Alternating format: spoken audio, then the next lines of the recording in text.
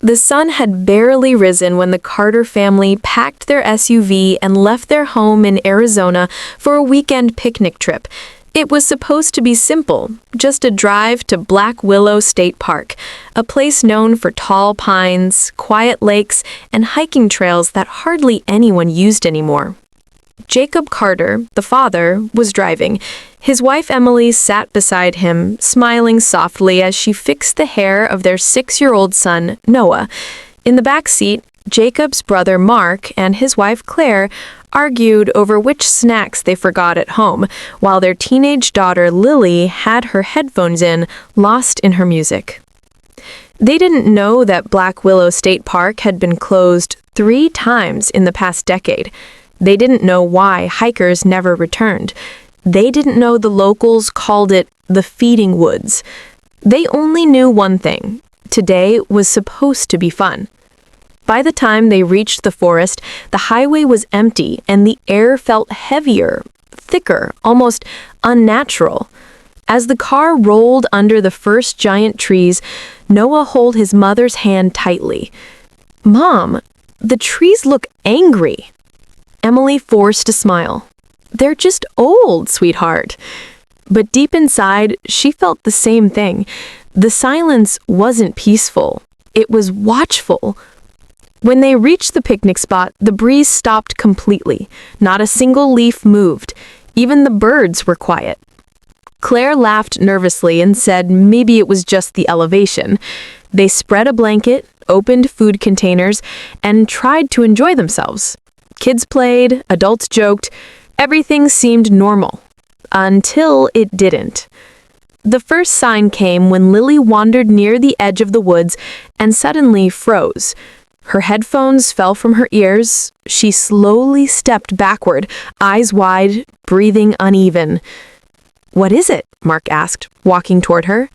But Lily didn't answer. She just stared at the trees. Everyone followed her gaze. And then they saw it, a man standing between the trunks. Tall, pale, impossibly still. His eyes were black, too black, like holes burned into his face. Jacob shouted, "Hey, do you need help?" The figure didn't move, didn't blink, didn't breathe. Then more figures appeared behind him. 5, 10, 15, all silent, all staring. Emily felt her stomach drop. "Get back to the cart, everyone, now." But when they turned, the car doors were open, all of them, as if someone had been inside. Jacob ran ahead, checking each seat. Nothing. Nobody. But Noah pointed silently at the back window. Small fingerprints. Not human-sized. Children-sized, dozens of them. They didn't have time to process. The first scream tore through the forest. Lily, a shadowy arm wrapped around her throat and dragged her into the darkness. Mark sprinted after her, yelling her name, but he disappeared between the trees before anyone could stop him. Another scream, this time Claire. Something unseen pulled her feet out from under her, smashing her face into the ground and dragging her backward, leaving a trail of blood in the dirt. Emily grabbed Noah and stumbled backward, her breath shaking, tears in her eyes. "Jacob, please!" Jacob ran to grab them both, but a pale hand shot out from beneath the picnic table and pulled him under. His fingers scraped the wood as he vanished into the shadows below. Emily screamed so loudly her throat tore, but only the forest answered, whispering with voices that were not human.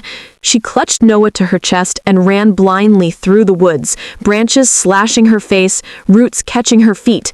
Behind her, she heard dragging sounds, whispering voices, wet breathing, as if the forest itself was alive and chasing her. Noah cried into her shoulder, "Mommy, they're saying my name! Why are they saying my name?" Emily dared not look back. She found an abandoned ranger station, its windows shattered, door hanging loosely. She pushed inside, barricading the entrance with whatever she could find: an old chair, a metal toolbox, a fallen shelf. The lights inside flickered, though the building had no electricity. Noah hides under a desk, covering his ears. Emily whispered, "Don't make a sound." Minutes passed. Hours felt like days. Footsteps circled the station, sometimes fast, sometimes crawling, sometimes whispering her and Noah's names. At one point, a voice that sounded exactly like Jacob said, "Emily, open the door. They won't let me go unless you open the door." But she knew it wasn't him. Not anymore. Night fell. The forest grew louder. The creatures, ghosts, spirits, whatever they were, scratched at the walls like animals hungry for flesh. Near midnight, everything went quiet. Too quiet. Emily held Noah close and didn't sleep even for a second. Just before dawn, the air shifted. A single soft knock echoed on the door. Not scratching, not slamming, just one gentle knock. "Mom," Noah whispered, "it's Lily. She's calling me." Emily held him tighter. He struggled. He wanted to go to the voice, but the knock faded. And then, silence. When the sun finally rose, Emily pushed the broken door open and guided Noah out, trembling with every step. The forest looked normal in the daylight, peaceful, beautiful, but the ground still carried footprints, small, muddy, bare footprints, circling the ranger station again and again, hundreds of times. Emily didn't stop moving until she reached the highway. She flagged down the first car she saw, and when the driver asked what happened, she couldn't answer. Her voice was gone. Black Willow State Park was officially shut down 2 days later.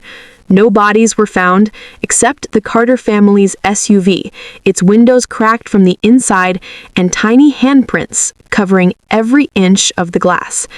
Emily and Noah moved states, changed their names, tried to forget. But some nights, when the house is quiet and the world is sleeping, Emily hears soft footsteps outside Noah's room and a gentle knock. Just one. If you want the full truth behind the Black Willow State Park disappearances, don't go alone. And whatever you do, don't answer the knock.